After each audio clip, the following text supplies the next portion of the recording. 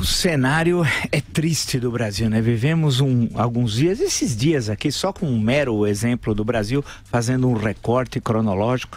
Triste, né? Problema de mortes com bala perdida. Eu acho a expressão bala perdida incrível. É só no Brasil, né? Se ela atinge e mata, ela não é perdida, né? Infelizmente, seria bom que ela fosse perdida e não atingisse tantos inocentes e tal.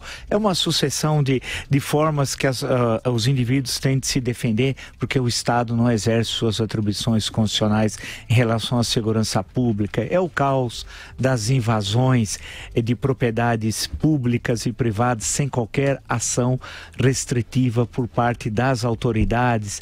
É um momento difícil, um momento no relativo, parece estar sinalizando um desequilíbrio econômico, todos preocupados com a questão da cotação, especialmente do dólar e dos possíveis reflexos negativos no cotidiano da vida dos brasileiros. Em frente a tudo isso, nós estamos num cenário eleitoral mais indefinido das histórias das eleições presidenciais. Eu acho que até mais, por incrível que pareça, de 1989. Se fôssemos retroagir a 89, eleição solteira, ou seja, somente para a presidência da República e não para o Congresso Nacional ou para os governos estaduais ou Assembleias Legislativas, não. Foi somente para presidente da República depois de 29 anos sem eleições presidenciais. Teve características muito particulares. Curiosamente, 2018, eleição para presidente da República, 2/3 do Senado, toda a Câmara dos Deputados, todas as Assembleias Legislativas e todos os governos estaduais. Ela, apesar de ser uma eleição tão complexa, que tantos cargos em disputa, ela assemelha-se à eleição de 89, que havia um cargo em disputa, a presidência da República. Ou seja, há um descolamento natural de candidatos em relação à estrutura partidária e em relação, por exemplo, às eleições do próprio Congresso Nacional. Isso é único. E é único por quê?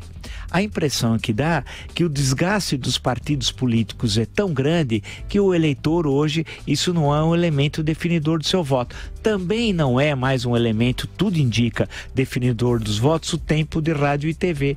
Hoje, 2018, ela será a eleição das redes sociais, de outras formas de comunicação. Sendo assim, aquelas alianças partidárias para conseguir tempo no rádio e TV, que pareciam indispensáveis para o sucesso eleitoral, tudo indica que isso não vai ocorrer em 2018.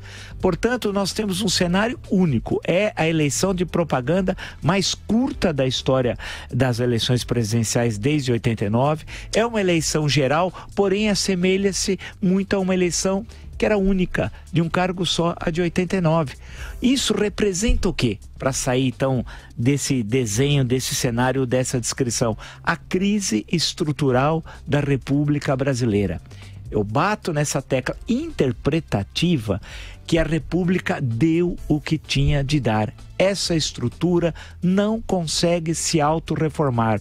Nós vivemos o caos diário. É o nosso caos de todo santo dia. São as tragédias, é a corrupção, é a violência, é a insegurança, é a incapacidade dos gestores públicos conseguirem coisas básicas. Aqui, gestor público municipal sequer sabe fazer uma calçada, quanto mais pensar a vida numa cidade, num estado ou no país.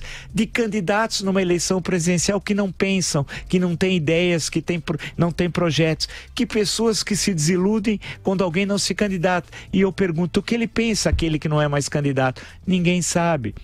Em suma, nesse território do nada, nós caminhamos por um processo eleitoral que vai frustrar os eleitores mais uma vez. E essa vez, de forma mais radical. Insisto em dizer, todo esse nosso caos cotidiano, ele é mais profundo. Ele não revela somente a desorganização da estrutura estatal brasileira e da nossa sociedade que tem valores destruídos cotidianamente. Ele é pior, é a crise estrutural da República Brasileira.